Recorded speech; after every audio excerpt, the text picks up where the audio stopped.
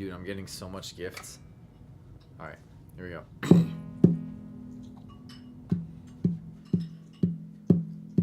Alright.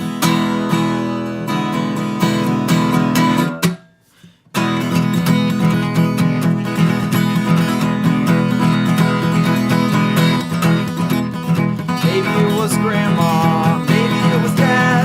Should I really have to think about who had the guts to put cough syrup in my stocking? Who thought putting cough syrup in my stocking was a good idea? Maybe it was mom, maybe my brother, but by the red nose of Rudolph I sure hope it was not my mother who had the notion to put meds in my stocking. Who thought putting medicine in my stocking was a good idea?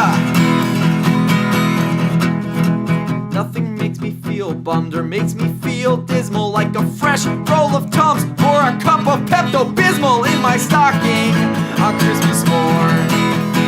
What are you trying to say about my stomach? Just the thought makes me feel sick. I'll hope it was a joke, but that's a sad one to make. Would you really be so cruel to me, a tender snowflake? By putting pharmaceuticals in my stocking.